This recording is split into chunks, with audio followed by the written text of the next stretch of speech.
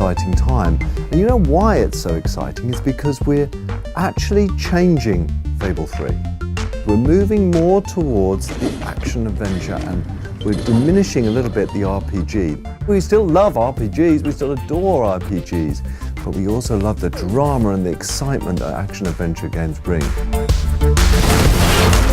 We've got a completely new GUI system. I know this sounds boring, but those two-dimensional lists that role-playing games have, I hate. The GUI is new for Fable 3 in that it's going to be 3D and interactive in a very 3D environment. So you'll be able to walk through the GUI and treat it as if it's just another part of the Fable world. Here's a level that's had a little bit of polish put into it with nice buildings which pop up to show you that you can have a little look at them.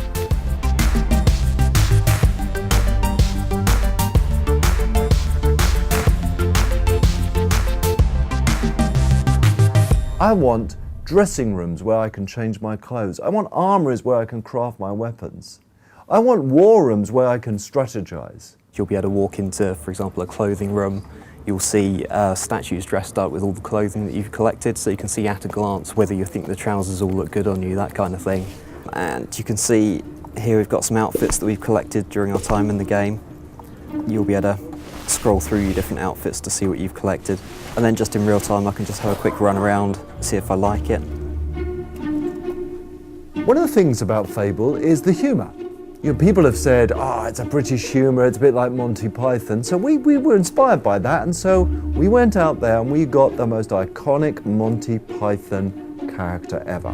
John Cleese is one of the major players in Fable 3. Okay. Now I've got some strange man in here who's moving around.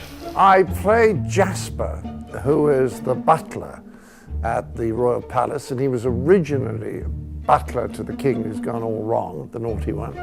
And now he is the great and faithful and loyal attendant on the young fellow who's going to become the hero, or the young girl who's going to become the heroine. The bottom half of your chicken suit has arrived, and I've prepared it for you. Yes, this is exactly the sort of future I imagined for myself when I got into butling.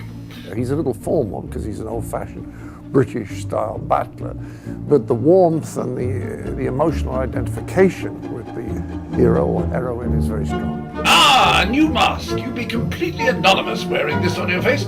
Wear it anywhere else on your person, I expect you would achieve exactly the opposite effect. Your butler will be very unique to you. He's recording more lines than almost anyone else in the cast because of that. After that, you are to continue your combat training with Sir Walter. You start Fable 3, it's kind of like you started Fable 1 and Fable 2. You start fairly powerless, and what you've got to do is you've got to bring together followers to overthrow this tyrant king. On your journey to overthrowing that king, you're going to make people promises. And I love the relevance to today, because what you'll find is the promises you make are going to have to be fulfilled. But just like presidents and prime ministers in today's world, it's so hard to keep those promises. The trouble with most leaders is that ultimately they just want to be in charge. And they may cover it up under the feeling that they want to do good or make these changes, but basically they just like being top dog. And then about halfway through the game, you become king or queen. You rule Albion. It's that feeling of power, of dominance. You know, we've all asked ourselves this question, well, if I was in control, I would change this. Well, now with Fable 3, you have that choice.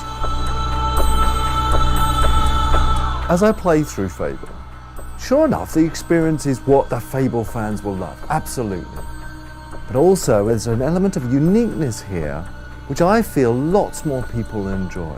There's drama, there's emotion, there's a feeling of power, there's excitement. And I think we are really learning to blend all that stuff together and deliver an experience in Fable 3 that really hasn't been seen before.